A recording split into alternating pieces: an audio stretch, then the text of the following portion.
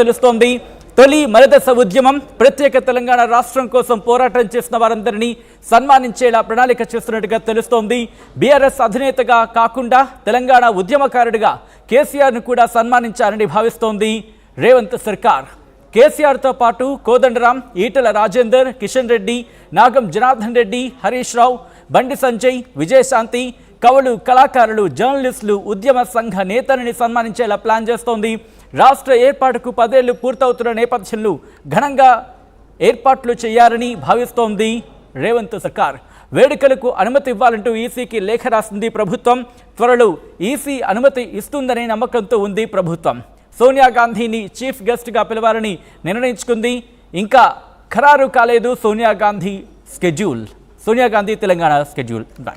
Updates తెలుసుకుందాం. మా ప్రతినిధి మధు అప్డేట్స్ అందించేందుకు లైవ్లో సిద్ధంగా ఉన్నారు. మధు, తెలంగాణ ప్రభుత్వం కీలక నిర్ణయం తీసుకుందని చెప్పుకోవాలి. ఎందుకంటే జూన్ 2న రాష్ట్ర ఆవిర్భావ దినోత్సవం సందర్భంగా ఉద్యమకారుని సన్మానించాలనేది రేవంత్ సర్కార్ ప్లాన్గా తెలుస్తోంది. సో ఎప్పటి నుంచి అంటే చాలా తక్కువ సమయం ఉన్న నేపథ్యంలో ఎప్పటికల్లా ఈసీ అనుమతి వస్తుందని చెప్పి భావిస్తుంది. ఎప్పుడు ఆహ్వాన పత్రికలు కావచ్చు వాళ్ళని ఆహ్వానించే అవకాశం ఉంది మధు? ఆల్ రైట్, చిన్న టెక్నికల్ వచ్చినట్టుంది, మళ్ళీ కనెక్ట్ చేసే ప్రయత్నం చేద్దాం మా ప్రతినిధి మధుతో. ముఖ్యంగా ఇక్కడ ఇంట్రెస్టింగ్ అంశం ఏంటంటే పార్టీలతో సంబంధం లేకుండా ఉద్యమంలో పాల్గొన్న వాళ్ళందరినీ కూడా సన్మానించాలని రేవంత్ సర్కార్ ఇక్కడ యోచిస్తున్నట్టుగా తెలుస్తోంది. ముఖ్యంగా తొలి మలిదశ ఉద్యమం అలాగే ప్రత్యేక తెలంగాణ రాష్ట్రం కోసం పోరాటం చేసిన వాళ్ళందరినీ కూడా సన్మానించేలా ప్రణాళిక సిద్ధం చేస్తున్నట్టుగా తెలుస్తోంది. మా ప్రతినిధి మధు అప్డేట్స్ అందించేందుకు లైవ్లో సిద్ధంగా ఉన్నారు. మధు, చాలా ఇంట్రెస్టింగ్ డెవలప్మెంట్ కింద చెప్పుకోవాలి, కానీ చాలా తక్కువ సమయం ఉంది. ఈసీ నుంచి ఎప్పటికల్లా అనుమతి వచ్చే అవకాశం ఉందని తెలంగాణ ప్రభుత్వం భావిస్తోంది. అలాగే ఆహ్వానాలకు సంబంధించి ఎప్పటికల్లా, ఎందుకంటే ఈసీ నుంచి అనుమతి రావాలి, తర్వాత ఆహ్వానాలు పంపించాలి, ఇవన్నిటికీ టైం సరిపోతుందంటూ కూడా భావిస్తోందా తెలంగాణ ప్రభుత్వం?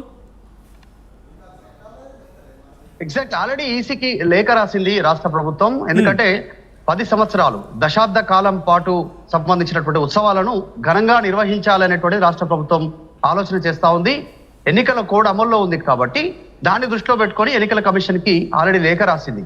రాష్ట్ర ఆవిర్భావ దినోత్సవం కావచ్చు దాదాపు పర్మిషన్ వచ్చేటువంటి అవకాశం ఉంది. ఎందుకంటే మొన్న క్యాబినెట్ భేటీకి ఆల్రెడీ ఈసీ అనుమతి ఇచ్చింది షరతులతో కూడి. కాబట్టి ఇది రాష్ట్ర ఆవిర్భావ దినోత్సవం సెంటిమెంట్ తో కూడినటువంటి నిర్ణయం. దీంట్లో ఎలాంటి పొలిటికల్ ఇన్వాల్వ్మెంట్ ఉండదు కాబట్టి దీనికి అనుమతి వస్తుందనేటువంటి ఒక నిర్ణయంతో రాష్ట్ర ప్రభుత్వం ఉంది. దాదాపు అనుమతి కోసం ప్రయత్నం చేస్తా ఉన్నారు. అన్ని అనుమతులు రాకముందుకే అన్ని ఏర్పాట్లు చేయాలనేటువంటి రాష్ట్ర ప్రభుత్వం ఆల్రెడీ కసరత్తు చేస్తా.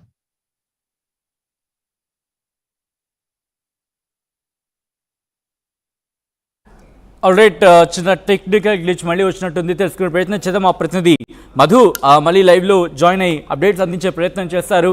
ఒక్కసారి ఆ బ్రేకింగ్ న్యూస్ చూస్తున్నాం.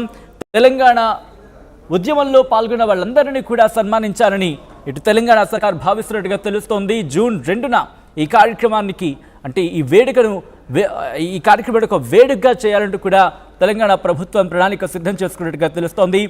ముఖ్యంగా తెలంగాణ ప్రభుత్వం కీలక నిర్ణయం తీసుకుందనే చెప్పుకోవాలి. ఎందుకంటే జూన్ 2న రాష్ట్ర ఆవిర్భావ దినోత్సవం సందర్భంగా ఉద్యమకారులందరినీ సన్మానించాలని రేవంత్ సర్కార్ ప్లాన్ చేస్తున్నట్టుగా తెలుస్తోంది. పార్టీలతో సంబంధం లేకుండా ఉద్యమంలో పాల్గొన్న వారందరినీ కూడా సన్మానించాలని ప్రభుత్వ ఆలోచనగా తెలుస్తోంది. మా ప్రతినిధి మధు అప్డేట్స్ అందించేందుకు లైవ్లో కంటిన్యూ అవుతున్నారు.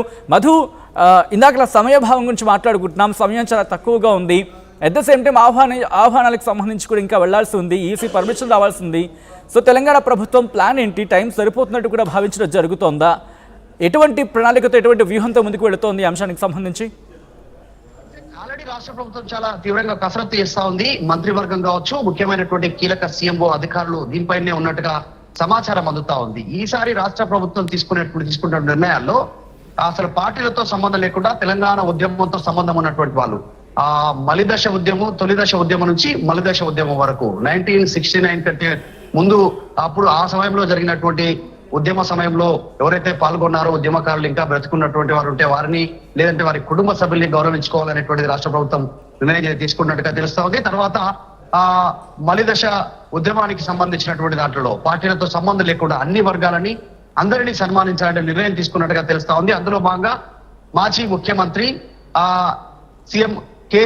మాజీ ముఖ్యమంత్రి కేసీఆర్ ని సన్మానిస్తే ఎలా ఉంటుంది అనేటువంటిది ఆలోచన చేస్తా ఉన్నారు. దానికి సంబంధించిన కసరత్తు కొనసాగుతా ఉంది. కేవలం కేసీఆర్ నే కాదు, కేసీఆర్ ని బీఆర్ఎస్ పార్టీ అధినేతగానో ప్రతిపక్ష నేతగానో 10 సంవత్సరాలు ముఖ్యమంత్రిగా పనిచేస్తారనేటువంటి దాంతో కారణంతో కాకుండా తెలంగాణ రాష్ట్రం సిద్ధించడంలో కీలక పాత్ర పోషించినటువంటి అప్పటి ఉద్యమ నాయకుడు కేసీఆర్ ని పిలిచి సన్మానించాలి అనేటువంటిది రాష్ట్ర ప్రభుత్వం నిర్ణయం తీసుకున్నట్టుగా తెలుస్తా ఉంది. కేవలం కేసీఆర్ కాదు, అప్పుడు ఉద్యమంలో పాల్గొన్న ఈటల రాజేందర్ కావచ్చు, తెలంగాణ ఉద్యమం కోసం కావచ్చు, తెలంగాణ పోరు యాత్ర చేసినటువంటి అప్పుడు బీజేపీలో ఉన్నటువంటి కిషన్ రెడ్డి కావచ్చు, బండి సంజయ్ కావచ్చు, ఈటల రాజేందర్ కావచ్చు, విజయశాంతి, ఇంకా కళాకారులు, గాయకులు, తర్వాత జర్నలిస్టులు, ఆ సమయంలో ఉద్యమానికి తోడ్పాటు అందించినటువంటి జర్నలిస్టులని వీళ్ళందరినీ సన్మానించుకోవాలనేటువంటి రాష్ట్ర ప్రభుత్వం భావిస్తా ఉంది.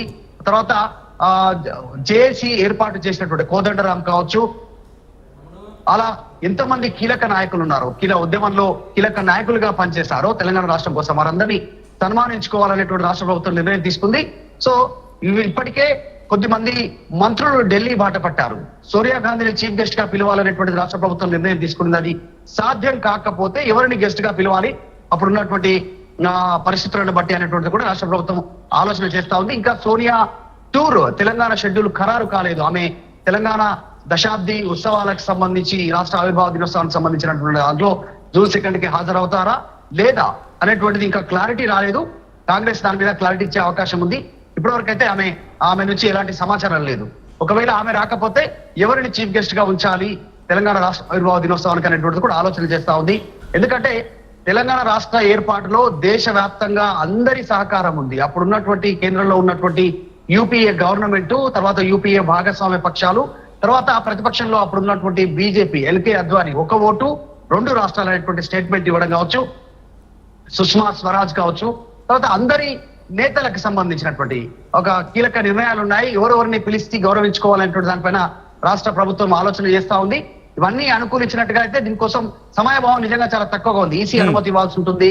తర్వాత దీనికి సంబంధించిన ఏర్పాట్లు చేసుకోవాలి, ఎవరిని ఏ రీతిలో సన్మానించుకోవాలి. ఇప్పుడు ఉద్యమకారులను తీసుకుంటే కేసీఆర్, హరీష్ రావు, తర్వాత వీళ్ళందరూ ఇన్వాల్వ్ అయినారు. కేటీఆర్ వీళ్ళందరూ ఒక పార్టీ వైపు, తర్వాత కాంగ్రెస్ పార్టీలో కూడా మధుయాష్కి గౌడ్, పొన్నం ప్రభాకర్ కావచ్చు, కేశవరావు కావచ్చు, ఇలా చాలా మంది నేతల ఇన్వాల్వ్మెంట్ ఉంది గతంలో అప్పటికప్పుడు ఉన్నటువంటి కాంగ్రెస్ లో.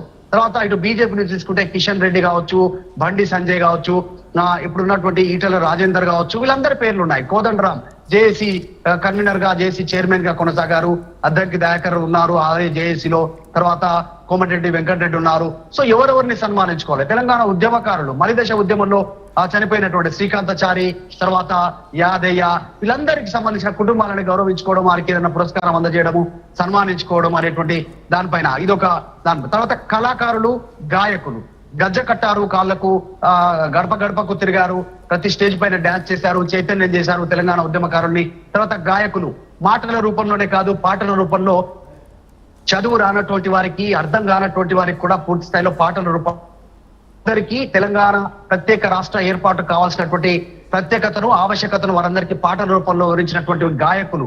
తర్వాత ప్రతి ఇంటింటికి సమాచారం చేరవేసేలా కీలక పాత్ర పోషించినటువంటి అప్పటి తెలంగాణ జర్నలిస్టులు. ఇప్పుడు ఆ సమయంలో తెలంగాణ ఉద్యమ సమయంలో ఎవరైతే కీలకంగా జర్నలిస్టులు పనిచేశారో, దెబ్బలు తిన్నారో, లాఠీ దెబ్బలు తిన్నారో, బుల్లెట్ల వర్షానికి సైతం ఎదురుడ్డి వారంతా లైవ్ కవరేజ్ ని తెలంగాణ ప్రజలకు అందించారో, వీటన్నిటిని అందరినీ దృష్టిలో పెట్టుకొని వాళ్ళందరికీ పురస్కారం అందజేయాలి, సన్మానం చేయాలి అనేటువంటి రాష్ట్ర ప్రభుత్వం నిర్ణయం తీసుకున్నట్టుగా అయితే చర్చ జరుగుతా ఉంది. కాకపోతే ఒకటి, ఇంతవరకు రాష్ట్ర ప్రభుత్వం నుంచి ఎలాంటిది అధికారిక సమాచారం రాలేదు, ఇంకా అధికారిక సమాచారం వెలువడలేదు. కాకపోతే దీనిపైన కసరత్తు జరుగుతున్నట్టుగా అయితే వార్తలు వినిపిస్తా ఉన్నాయి. ఈసారి ఒక సంచలన నిర్ణయం దిశగా కాంగ్రెస్ ప్రభుత్వం తెలంగాణలో ఈ ఏర్పాట్లు చేస్తున్నట్టుగా అయితే ప్రస్తుతం ప్రచారం జరుగుతా ఉంది. కేసీఆర్ ను కూడా పిలిచి సన్మానించాలనేటువంటిది రాష్ట్ర ప్రభుత్వం ఆలోచన చేస్తా ఉంది. Sachin. Right Madhu, thanks for update. So మొత్తంగా అయితే మాత్రం తెలంగాణ ప్రభుత్వం మరో కీలక నిర్ణయం తీసుకోబోతోందా అంటే అవుననే మాట వినిపిస్తోంది. జూన్ 2న రాష్ట్ర ఆవిర్భావ దినోత్సవం సందర్భంగా ఉద్యమకారుని సన్మానించాలని రేవంత్ సర్కార్ ప్లాన్ చేస్తున్నట్టుగా తెలుస్తోంది. పార్టీలతో సంబంధం లేకుండా ఉద్యమంలో పాల్గొన్న అందరినీ సన్మానించాలని ప్రభుత్వ ఆలోచనగా తెలుస్తోంది. తొలి మలదశ ఉద్యమం, అలాగే ప్రత్యేక తెలంగాణ రాష్ట్రం కోసం పోరాటం చేసిన వారందరినీ సన్మానించేలా ప్రణాళిక సిద్ధం చేసుకున్నట్టుగా తెలుస్తోంది. బీఆర్ఎస్ అధినేతగా కాకుండా తెలంగాణ ఉద్యమకారుడిగా కేసీఆర్ని కూడా సన్మానించారని భావిస్తున్నట్టుగా తెలుస్తోంది.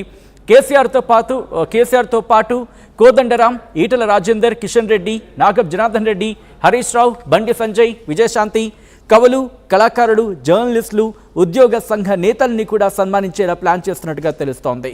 రాష్ట్ర ఏర్పాటుకు 10 ఏళ్లు పూర్తవుతున్న నేపథ్యంలో ఘనంగా ఈ వేడుకలు చేయాలంటూ కూడా రేవంత్ సర్కార్ భావిస్తున్నట్టుగా సమాచారం అందుతోంది. వేడుకలకు అనుమతి ఇవ్వాలంటూ ఇప్పటికే ఈసీకి లేఖ కూడా రాసినట్టుగా తెలుస్తోంది ప్రభుత్వం. త్వరలో ఈసీ అనుమతి ఇస్తుందనే నమ్మకంతో ఉంది ప్రభుత్వం. సోనియా గాంధీని చీఫ్ గెస్ట్గా పిలవాలని యోచిస్తున్నట్టుగా సమాచారం అందుతోంది. ఇంకా సోనియా గాంధీ తెలంగాణ షెడ్యూల్ మాత్రం ఇంకా ఖరారు కాలేదు.